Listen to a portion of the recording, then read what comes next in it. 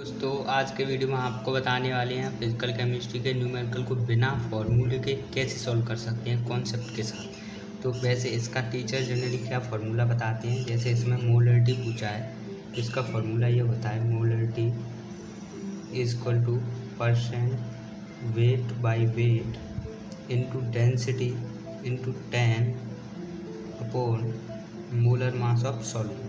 लेकिन हम इस बिना फार्मूले के करके दिखाएंगे इसको कॉन्सेप्ट के साथ।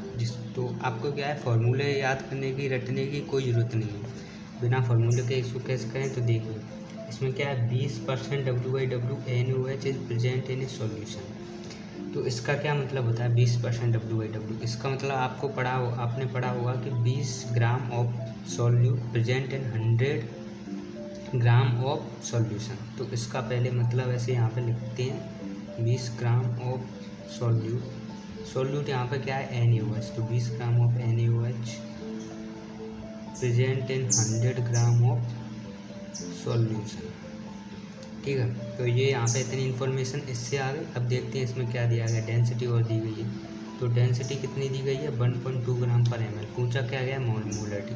तो मोलरिटी का जो बेसिक फार्मूला होता है वो तो आपको याद ही होगा, इसको याद करने की कोई जरूरत नहीं है। इस कॉन्सेप्ट के साथ बेसिक फार्मूले से ही इसको करके दिखाएंगे आपको। तो बेसिक फार्मूला लिख लो। बेसिक फार्मूला क्या होता है, moles of solute on volume of solution. तो ये किस में होती है, लीटर में। ठीक है, ये सिंपल सा बेसिक फार्मूला है। अब इसी से करें, कैसे करते हैं, मोल्स क्या होता है मास ऑन मोलर मास।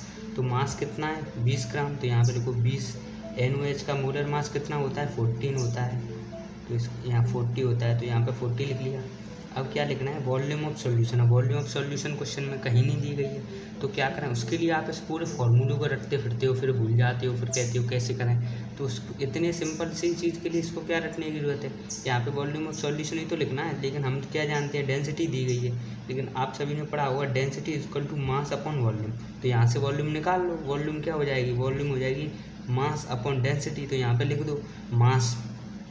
ठीक है, मास अपॉन डेंसिटी, मास और अपॉन डेंसिटी ऊपर चला जाएगा अपॉन डेंसिटी।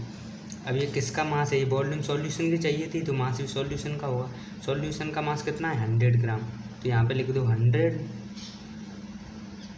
यहाँ पे 100 लिख दो, 100 लिख दी। लेकिन अब ये किस में, ये 100 ग्राम, लेकिन यहाँ पे वॉल्यूम किस में थी, लीटर में। तो मास भी ऐसा यूनिट में रखा जाएगा, यानी केजी में रखा जाएगा। यानी ये 100 को 1000 से डिवाइड दे देंगे तो ये केजी में हो जाएगा। तो यहाँ पे 1000 से डिवाइड देंगे तो ऊपर चला जाएगा, इसलिए 1000 तो ऊपर होगा। और डेंसिटी तो यहाँ पे गिवन ही है, डेंसिटी है 1.2। तो यहाँ पे रख देंगे 1.2। अब इसको सॉल्व कर लो, 20 से 20 गए, 10 से 10 गया, और 4 5 जा 20, 5 इंटू 1.2 तो कितना हो जाएगा 5 इंटू 1.2, ये आपका आ जाएगा 6।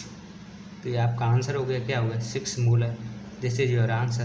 तो इसमें क्या था, कुछ नहीं, आपको सिर्फ ये भी याद होगा, बस यही ध्यान में रखना है कि density is equal to mass upon volume. इसको याद करने की कोई ज़रूरत नहीं है। इस वाले फॉर्मूले में क्या करना है, पहले इसकी डेफिनेशन से ये पता लगाओ कि कितना सॉल्यूट है, जितना परसेंट होता है उतना ही होता है 20 gram of solute present in 100 gram of solution. फिर जो डेंसिटी दी गई है इससे वॉल्यूम निकाल लो, लेकिन याद रखना मास को किलोग्राम में रखेंगे, इसलिए ऊपर 1000 का मल्टीप्लाई हो जाएगा। ठीक है, तो थैंक यू दोस्तों।